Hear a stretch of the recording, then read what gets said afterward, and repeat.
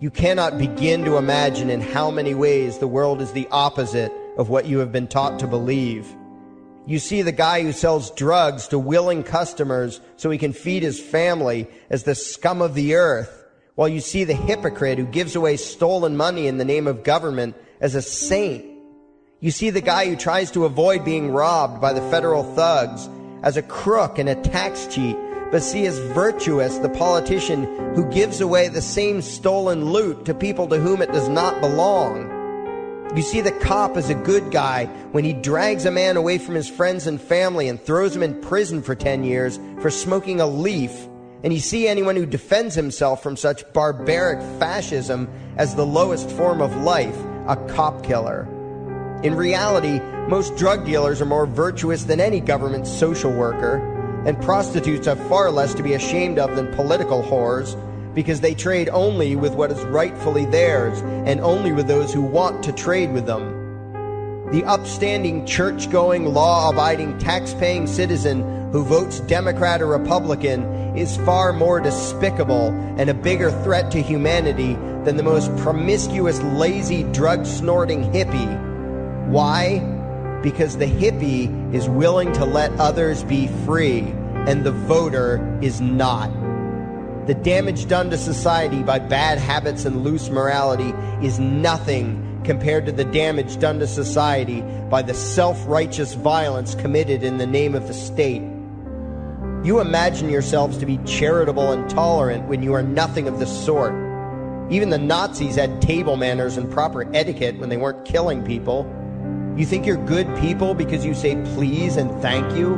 You think sitting in that big building on Sunday makes you noble and righteous? The difference between you and a common thief is that the thief has the honesty to commit the crime himself, while you whine for government to do your stealing for you. The difference between you and the street thug is that the thug is open about the violence he commits, while you let others forcibly control your neighbors on your behalf. You advocate theft, harassment, assault, and even murder, but accept no responsibility for doing so. You old folks want the government to steal from your kids so you can get your monthly check. You parents want all your neighbors to be robbed to pay for your kids' schooling. You all vote for whichever crook promises to steal money from other people to pay for what you want. You demand that those people who engage in behaviors you don't approve of be dragged off and locked up, but feel no guilt for the countless lives your whims have destroyed. You even call the government thugs your representatives, and yet you never take responsibility for the evil they commit. You proudly support the troops as they kill whomever the liars in D.C. tell them to kill, and you feel good about it. You call yourselves Christians or Jews or claim to follow some other religion, but the truth is what you call your religion is empty window dressing. What you truly worship, the God you really bow to, what you really believe in is the state. Thou shalt not steal, thou shalt not murder, unless you can do it by way of government. Then it's just fine, isn't it? If you call it taxation and war, it stops being a sin, right?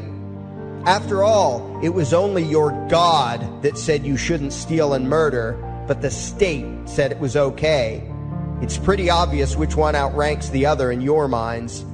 Despite all the churches, synagogues, and mosques we see around us, this nation has one God and only one God, and that God is called government. Jesus taught nonviolence and told you to love your neighbor, but the state encourages you to vote for people who will use the violence of government to butt into every aspect of everyone else's life. Which do you believe? To those about to stone a woman who had committed adultery, Jesus said, "Let him who is without sin cast the first stone."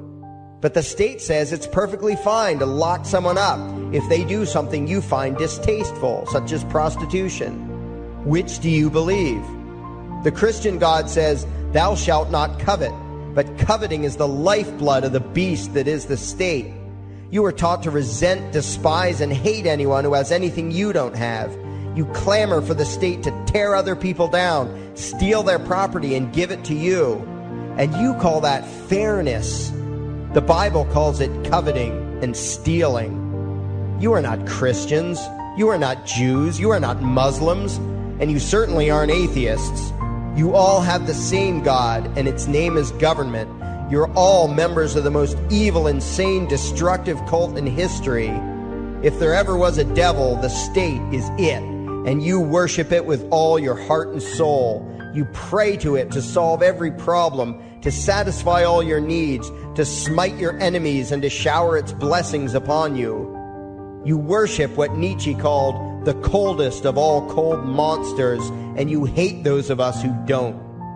To you, the greatest sin is disobeying your God, breaking the law, you call it, as if anyone could possibly have any moral obligation to obey the arbitrary commands and demands of the corrupt, lying, delusional megalomaniacs who infest this despicable town. Even your ministers, priests, and rabbis, more often than not, are traitors to their own religions, teaching that the commands of human authority should supersede adherence to the laws of the gods they say they believe in. Several years ago, I heard one pompous evangelical jackass in particular pontificating on the radio that anyone who disobeys the civil authority, be it a king or any other government, is engaging in rebellion against God. Those were the exact words he used.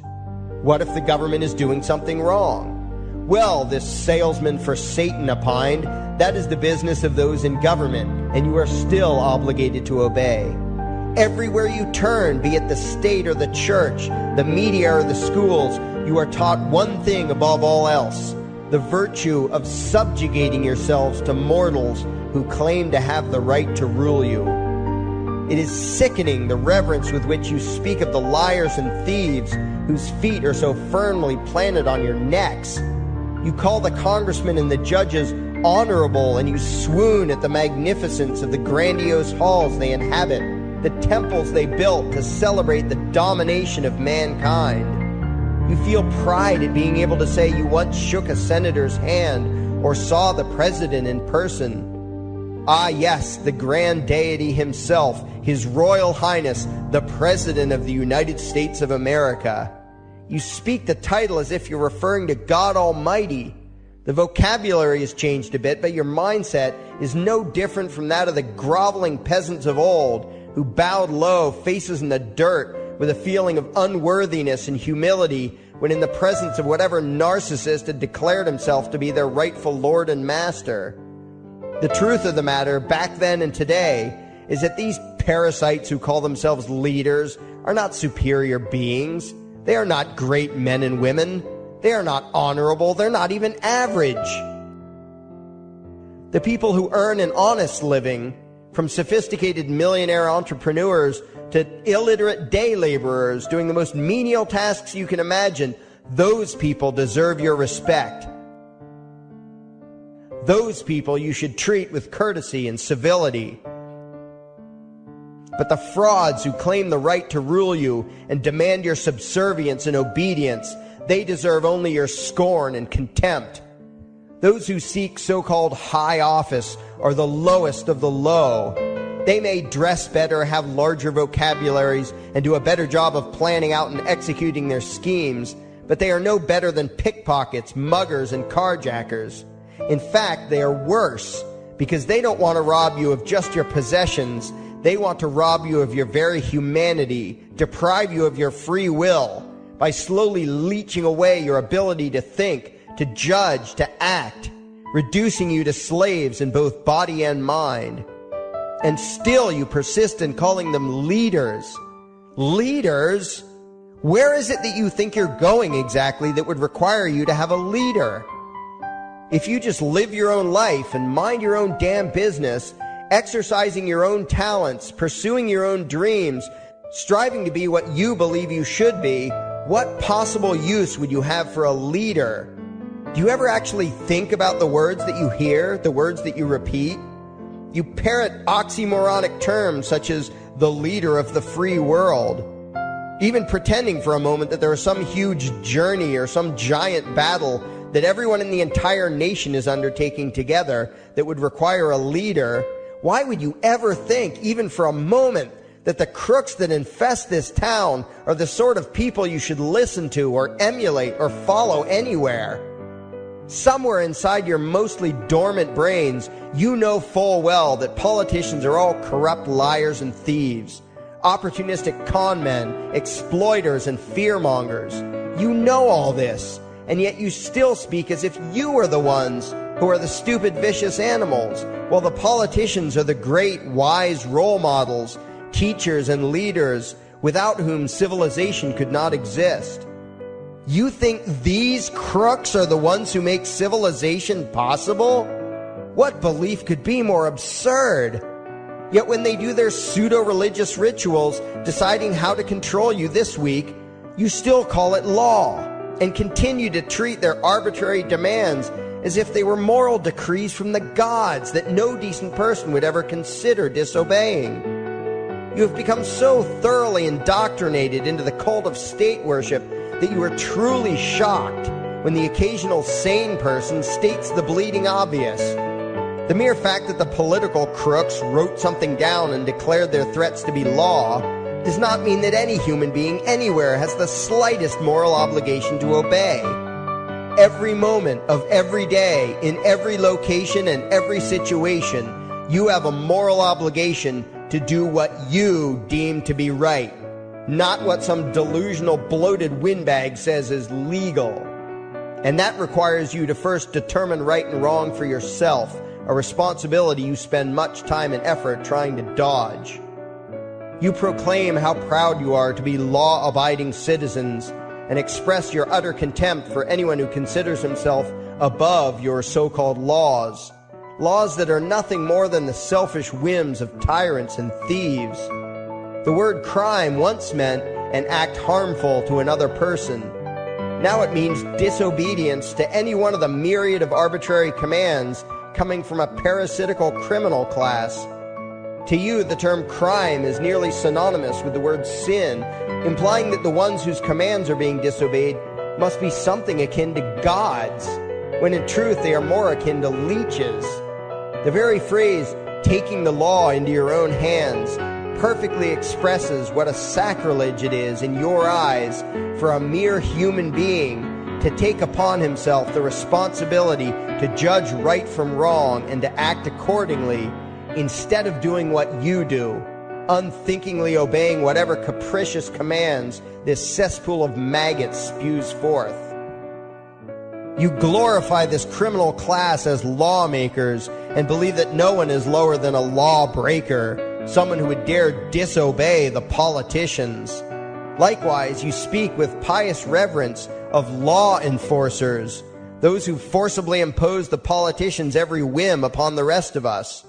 When the state uses violence, you imagine it to be inherently righteous and just, and if anyone resists, they are, in your eyes, contemptible lowlifes, lawless terrorist criminals. Like the lawless terrorist criminals who helped slaves escape the plantations. Like the lawless terrorist criminals who helped Jews escape the killing machine of the Third Reich. Like the lawless terrorist criminals who were crushed to death under the tanks of the Red Chinese government in Tiananmen Square. Like all the lawless terrorist criminals in history who had the courage to disobey the never-ending stream of tyrants and oppressors who have called their violence authority and law. And that includes the lawless terrorist criminals who founded this country. Everything you think you know is upside down, backwards, and inside out. But what has to take the cake, the height of your insanity, is the fact that you view as violent terrorists the only people on the planet who oppose the initiation of violence against their fellow men. Anarchists, voluntarists, and libertarians. We use violence only to defend ourselves against someone who initiates violence against us. We use it for nothing else. Meanwhile, your belief system is completely schizophrenic and self-contradictory. On the one hand, you teach the young slaves that violence is never the answer. Yet out of the other side of your mouths, you advocate that everyone and everything, everywhere and at all times be controlled, monitored, taxed, and regulated through the force of government. In short, you are teaching your children that the masters may use violence whenever they please, but the slave should never resist. You indoctrinate your children into a life of unthinking, helpless subservience. You are putting the chains around their little necks and fastening the locks tight. And worst of all, you feel good about it. Out of one side of your mouths, you condemn the evils of fascism and socialism and lament the injustices of the regimes of Hitler, Stalin, and Mao. While out of the other side of your mouths, you preach exactly what they did.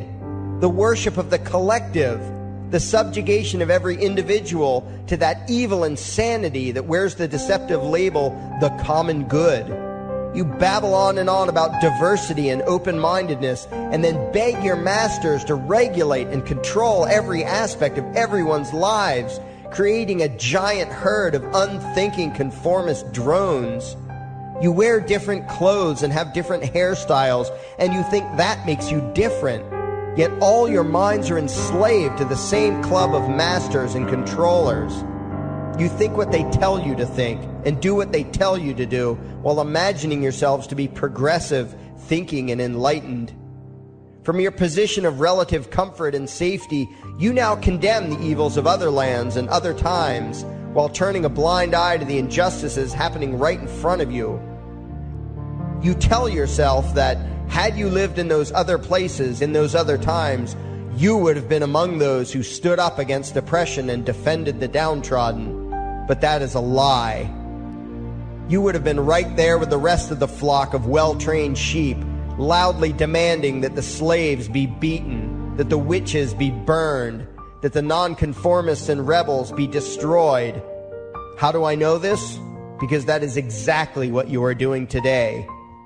Today's injustices and oppressions are fashionable and popular, and those who resist them, you tell yourselves, are just malcontents and freaks, people whose rights don't matter, people who deserve to be crushed under the boot of authority. Isn't that right? You bunch of spineless, unthinking hypocrites, look in the mirror. Take a good look at what you imagine to be righteous and kind. You are the devil's plaything. The crowds of thousands wildly applauding the speeches of Adolf Hitler, that was you. The mob demanding that Jesus Christ be nailed to the cross, that was you. The white invaders who celebrated the wholesale slaughter of those godless redskins, that was you. The throngs filling the Colosseum, applauding as the Christians were fed to the lions, that was you. Throughout history, the perpetual suffering and injustice occurring on an incomprehensible scale, it was all because of people just like you. The well-trained, thoroughly indoctrinated conformists, the people who do as they're told, who proudly bow to their masters, who follow the crowd, believing what everyone else believes and thinking whatever authority tells them to think. That is you. And your ignorance is not because the truth is not available to you. There have been radicals preaching it for thousands of years. No, you are ignorant because you shun the truth with all your heart and soul. You close your eyes and run away when a hint of reality lands in front of you. You condemn as extremists and fringe kooks those who try to show you the chains you wear because you don't want to be free. You don't even want to be human. Responsibility and reality scare the hell out of you, so you cling tightly to your own enslavement and lash out at any who seek to free you from it. When someone opens the door to your cage, you cower back in the corner and yell, "Close it, close it." Well, some of us are finished with trying to save you. We've wasted enough effort trying to convince you that you should be free. All you ever do is spout back what your masters have taught you, that being free only leads to chaos and destruction, while being obedient and subservient leads to peace and prosperity. There are none so blind as those who will not see. And you nation of sheep, would rather die than see the truth.